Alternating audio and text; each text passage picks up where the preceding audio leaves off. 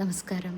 Stitched ബ്ലൗസിൽ embroidery ചെയ്യുമ്പോൾ നമ്മൾ ആദ്യം സ്റ്റിച്ച് ചെയ്ത ഭാഗമെല്ലാം അഴിച്ച് കളഞ്ഞിട്ടാണ് സാധാരണ ചെയ്യുന്നത്. പക്ഷേ ഈ ഒരു ബ്ലൗസിൽ ഞാൻ അങ്ങനെ ചെയ്യാത്തതിൻ്റെ കാരണം ഹെം ചെയ്തിട്ടുണ്ട്. വളരെ സോഫ്റ്റായിട്ടുള്ള ഒരു മെറ്റീരിയലാണ്. അപ്പോൾ ഹെമ്മിങ് വീണ്ടും ചെയ്തെടുക്കണം എന്നുണ്ടെങ്കിൽ കസ്റ്റമറിന് ഇതും കൊണ്ട് വീണ്ടും സ്റ്റിച്ചിങ് സെൻറ്ററിലേക്ക് പോകണം. കാരണം എൻ്റെ കയ്യിൽ ഹെമ്മിങ് മെഷീൻ എനിക്കിനി പുതിയതൊരെണ്ണം മേടിക്കണമായിരുന്നു. അപ്പോൾ ഞാൻ അതുകൊണ്ട് ഇത് സ്റ്റിച്ച് അഴിക്കാതെയാണ് ഈ ഒരു വർക്ക് ചെയ്തത്. വളരെ സിമ്പിളായിട്ടുള്ള ഒരു വർക്കാണ്. പിന്നെ ചില വർക്കുകൾ നമുക്ക് ഒരു സാമ്പിൾ അല്ലെങ്കിൽ നമുക്ക് ഇന്ന ഡിസൈനാണ് വേണ്ടതെന്ന് പറഞ്ഞ് വരുമ്പോൾ അത് എൻറ്റയർലി ഡിഫറെൻറ്റ് കളറായിരിക്കും. അതിൽ ഉപയോഗിച്ചിരിക്കുന്ന ഫാബ്രിക് ആയാലും സീക്വൻസ് ആയാലും അതിൽ ത്രെഡ് വർക്ക് ആയാലും.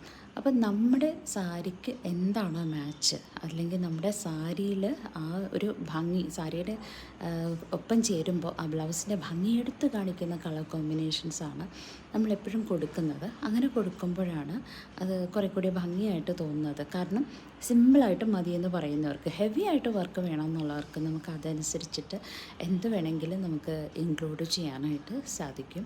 അപ്പോൾ ഇതൊരു നല്ലൊരു കളറാണ്, എനിക്ക് നല്ല ഇഷ്ടപ്പെട്ടു. അതിനനുസരിച്ച് ആ ഒരു കളറിൻ്റെ തന്നെ ഷെയ്ഡ് വരുന്ന ബീഡ്സാണ് യൂസ് ചെയ്തിരിക്കുന്നത്. റെഡ് കളർ എംബ്രോയ്ഡറി ത്രെഡാണ് യൂസ് ചെയ്തിരിക്കുന്നത്. ഫൈനൽ റിസൾട്ട് ഇതാണ്. ഇഷ്ടമെങ്കിൽ ലൈക്ക് ചെയ്യണേ.